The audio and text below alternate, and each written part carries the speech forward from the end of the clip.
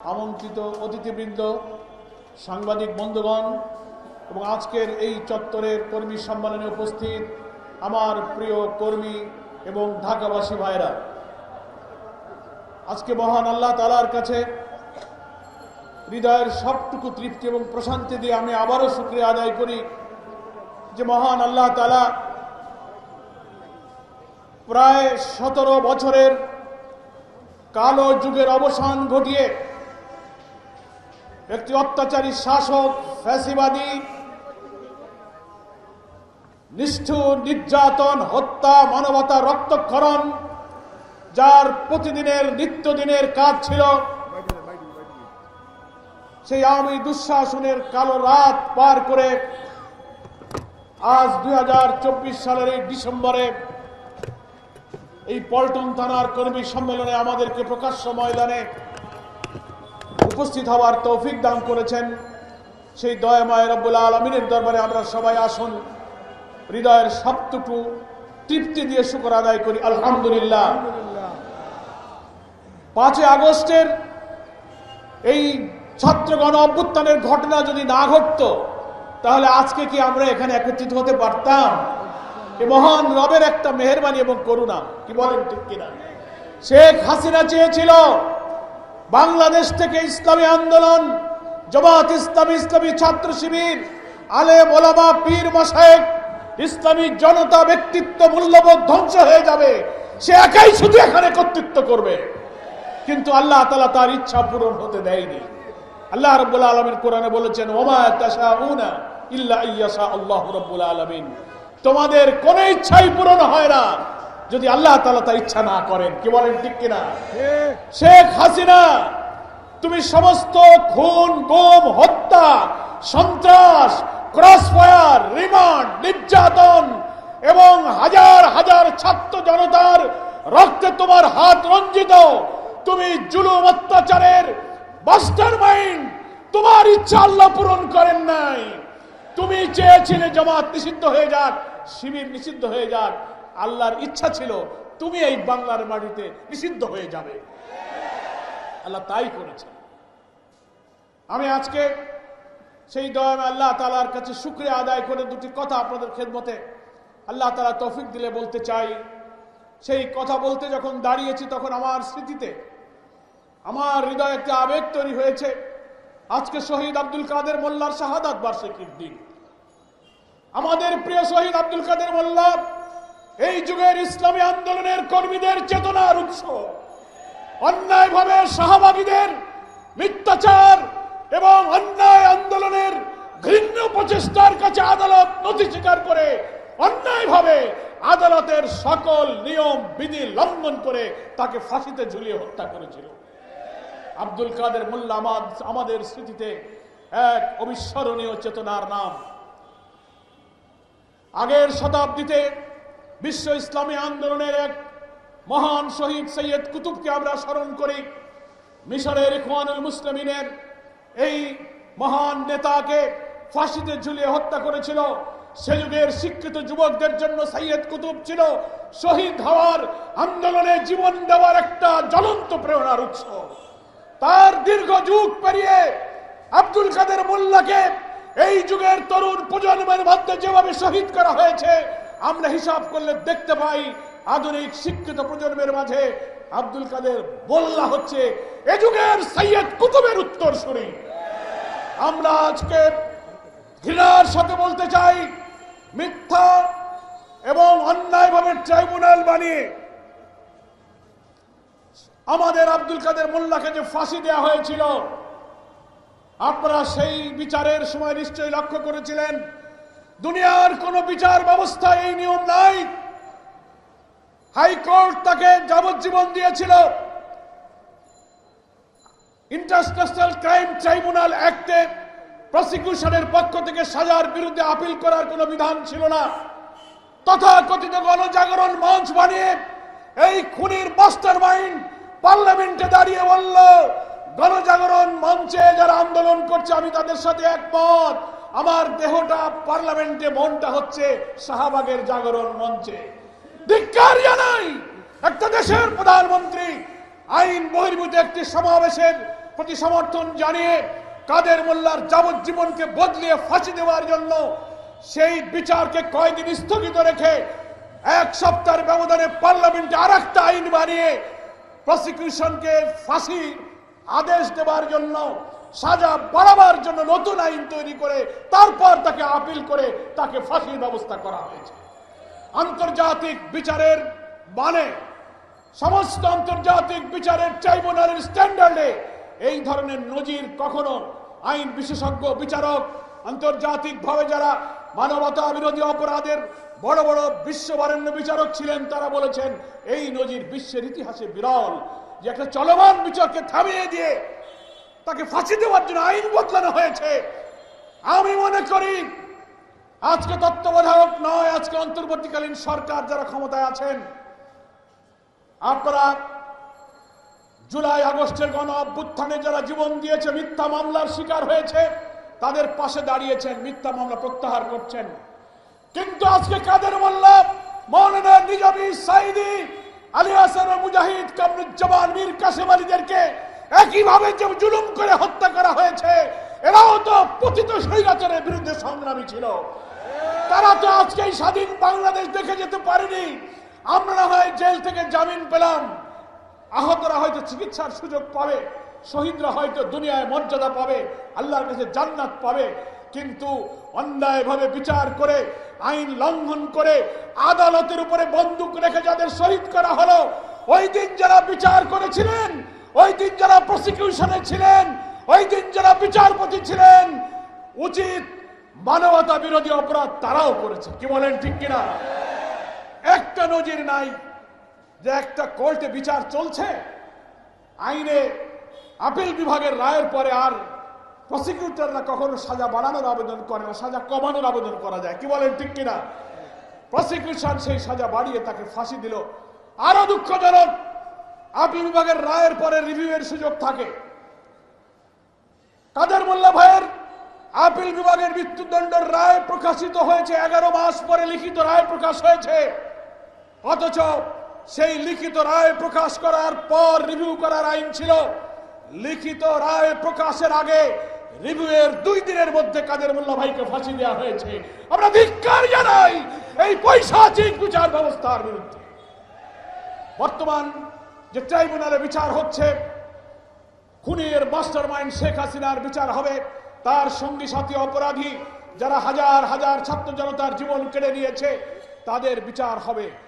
সেই বিচার করতে কোনো মিথ্যা সাক্ষী লাগবে না, অন্যায় করা লাগবে না, ন্যায়সঙ্গতভাবে তাদের অপরাধের বিচারে শতবার শেখ হাসিনাকে ফাঁসি দেওয়া যাবে।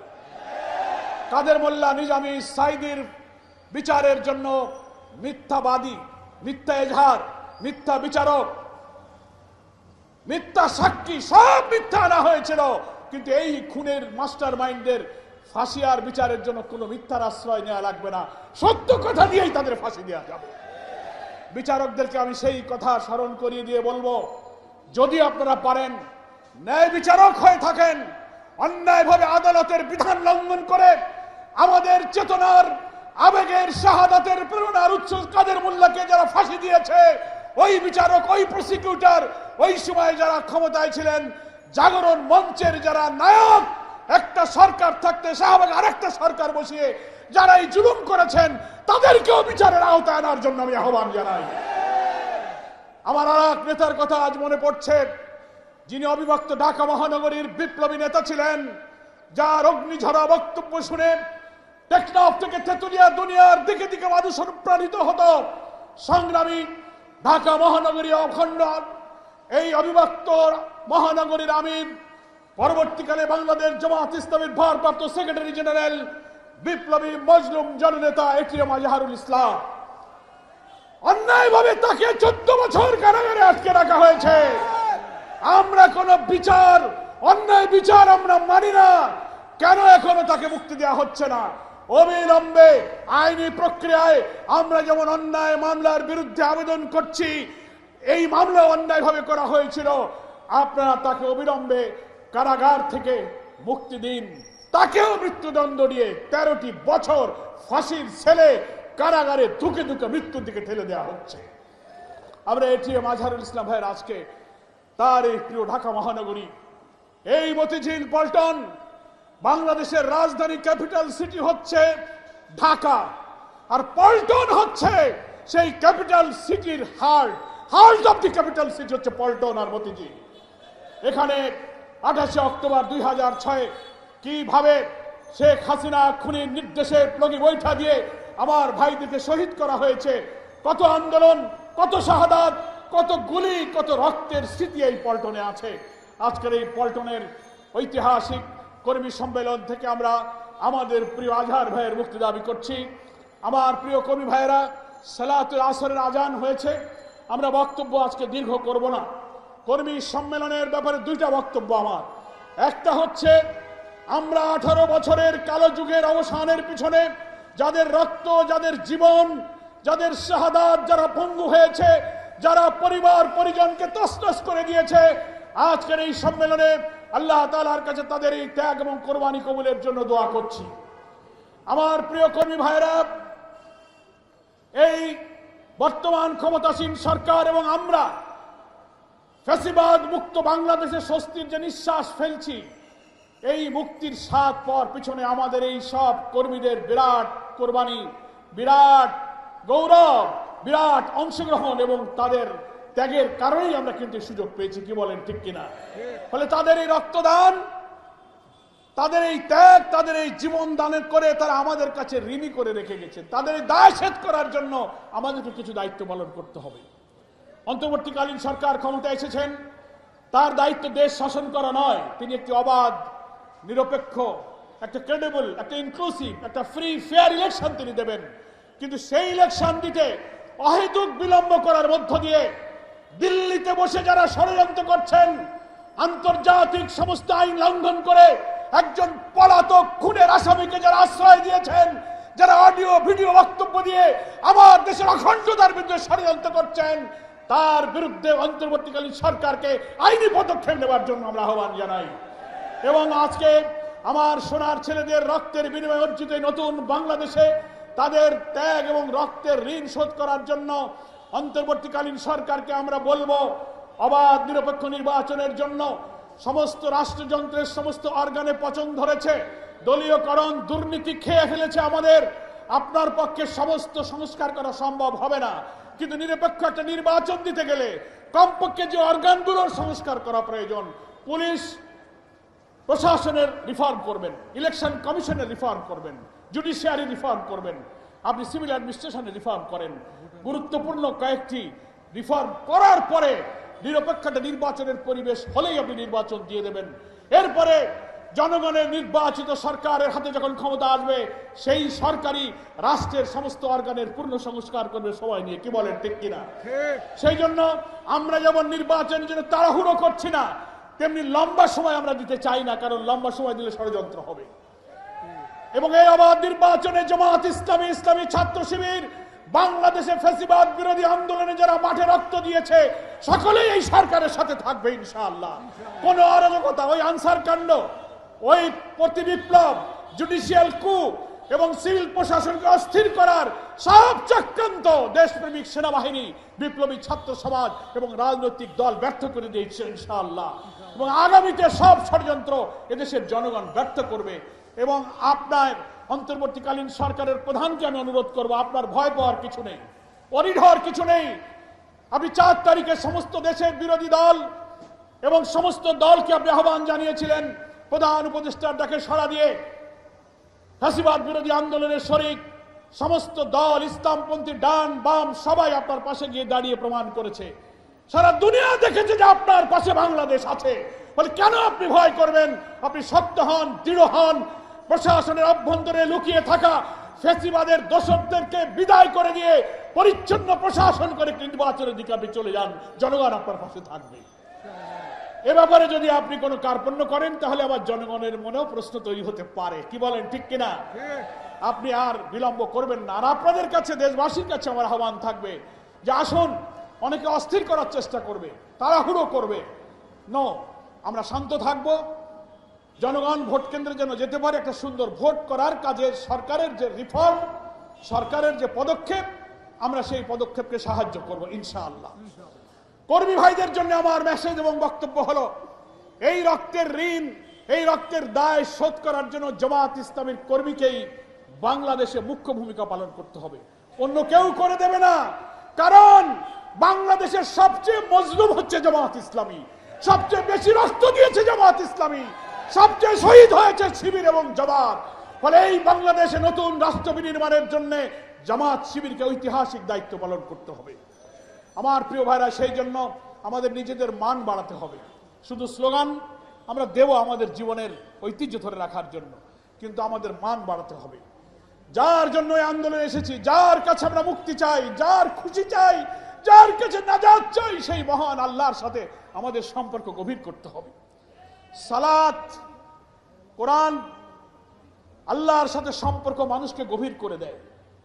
5 ওয়াক্ত নামাজ খুশু খুজুর সাথে পড়া, যা পড়বো তা বুঝে নামাজের তেলাওয়াতের অর্থের সাথে নিজের জীবনকে মিলিয়ে দেওয়া, কোরআন বোঝা, অর্থসহ পড়া, তেলাওয়াত করা, কোরআনের আলোকের সমাজ, পরিবার এবং জীবন গড়ার চেষ্টা করা, এবং বেশি বেশি ইনফাক এবং আর্থিক কোরবানির মধ্য দিয়ে নিজের জীবনকে, আমি যে শুধু আল্লাহর জন্যই কাজ করছি, আর কারো খুশি আমি চাই না, এটাই শুধু নিরিবিলি সালাতের মাধ্যমে, কোরআনের সাথে সম্পর্ক করার মধ্য দিয়ে, সিরাতের সাথে সম্পর্কের মধ্য দিয়ে আল্লাহর সাথে সম্পর্ক গভীর করা যায়।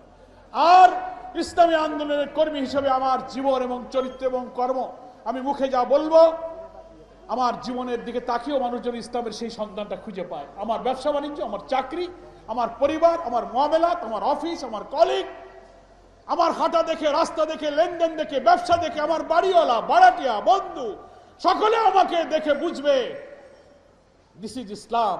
উনি জামাত ইসলামী করেন, উনি শিবির করেন, তার চরিত্রের দিকে তাকালে ইসলামকে খুঁজে পাওয়া যায়। ইসলামের সৌন্দর্য, ইসলামের বিউটি, ইসলামিক ওয়েলফেয়ার স্টেটের যে কথা আমরা মুখে বলি, আমাদের আচার আচরণের জন্য ইসলামের সেই বিউটি, সেই সৌন্দর্য মানুষ যেন দেখতে পারে। চরিত্র এবং কাজ দুটার সাথে কথা আর কাজের মিল ঘটিয়ে বাংলাদেশের মানুষের অন্তরে ইসলামের ভিত্তিকে মজবুত করার দায়িত্ব হচ্ছে জামাত শিবিরের কর্মীদের। মুখে ইসলামের কথা বললে আর কাজে যদি দেখে যে এই লোক আমাদের দাওয়াত দেয়, পর্দার কথা বলে, হালাল রুজির কথা বলে, নিজে কিন্তু আকাম করে, এই দাওয়াত কি কেউ কবুল করবে? নো। কথা আর কাজের মিল প্রমাণ করে দেখাতে হবে আমরা যে ইসলামের কথা বলি, এই ইসলামের সাথে আমাদের চরিত্রের এবং কথার মিল আছে। ইসলাম প্রতিষ্ঠিত হলে বাংলাদেশে ক্ষুধা, দারিদ্র দূর হবে, নিরান্ন, অন্নহীন, বস্ত্রহীন মানুষের কান্না থাকবে না, মানুষ সোশ্যাল জাস্টিস পাবে, তার উপরে অন্যায় করা হবে না, আদালত, সুবিচার, ন্যায়পরায়ণতা, সুখ দুঃখ সব ভাগ করে একটি কল্যাণ রাষ্ট্র, যেটা মুক্তিযুদ্ধের চেতনায় বলা হয়েছিল সাম্য, মানবিক মর্যাদা এবং সামাজিক ন্যায় বিচার, এটা শুধুমাত্র একটি কল্যাণ রাষ্ট্র গঠনের মধ্য দিয়েই ইসলামী আদর্শের ভিত্তিতেই কায়েম করা সম্ভব ইনশাআল্লাহ। এজন্যই জামাত শিবিরের কর্মীদেরকে স্লোগান, রাজপথে আমরা যেমন থাকবো, জনগণকে এই সাথে যেমন রাখবো, তেমনি ইসলামকে নিজের জীবনে ধারণ করে ইসলামের মডেল সাক্ষী হয়ে আমরা মানুষকে ইসলামের দিকে জনমত আকৃষ্ট করব। তাহলেই ইনশাআল্লাহ আগামী জাতীয় নির্বাচনে জনমত ইসলামের অনুকূলে ইনশাআল্লাহ আসবে। আওয়ামী লীগকে বিদায় করতে গেলে নির্বাচনের রাজনীতিতে একটি জাতীয় ঐক্যের কৌশলের মধ্য দিয়েই, ফ্যাসিবাদ বিরোধী সকল দলের ঐক্যের মধ্য দিয়ে নির্বাচনের এই ময়দান থেকে আওয়ামী লীগকে বিদায় করতে হবে গণতন্ত্রের পদ্ধতিতে। আসুন আমরা সেই জাতীয় ঐক্যের পথে সকল রাজনৈতিক দলের প্রতি আহ্বান জানাই। জাতীয় ঐক্যের অনেক কৌশল, অনেক পন্থা আছে, যা অবলম্বন করে আমরা এই ভোটের মাধ্যমেই বাংলাদেশে আওয়ামী লীগের রাজনৈতিক কবর আমরা রচনা করতে পারি ইনশাআল্লাহ। সেদিকে বাংলাদেশ এগিয়ে যাবে। বাংলাদেশের নতুন গণতন্ত্র, এই নিউ ডাইমেনশনের এই অভিযাত্রায় জামাত ইসলাম, ইসলামী ছাত্র শিবির তার পাশে থাকবে। সুধীবৃন্দকে ধন্যবাদ জানিয়ে, সাংবাদিক বন্ধু এবং দেশপ্রেমিক জনগণ, সেনাবাহিনী, এই ক্লান্ত শ্রান্ত 15 বছরের জুলুমে যারা মজলুম জাতির পাশে এসে দাঁড়িয়েছেন, জামাত ইসলামীর পক্ষ থেকে তাদেরকে ধন্যবাদ জানিয়ে আজকের এই কর্মী সম্মেলনে দুটো কথা বলার জন্য আল্লাহ পাক তৌফিক দিলেন, সেজন্য আল্লাহর কাছে শুকরিয়া আদায় করে আমার বক্তব্য শেষ করছি। ওমা তৌফিক ইল্লা বিল্লাহ, হাযা মা ইনদি ওয়াল ইলমু ইনদাল্লাহ, আলাইহি তাওয়াক্কালতু ওয়া ইলাইহি উনীব। আসসালামু আলাইকুম ওয়া রাহমাতুল্লাহি ওয়া বারাকাতুহু।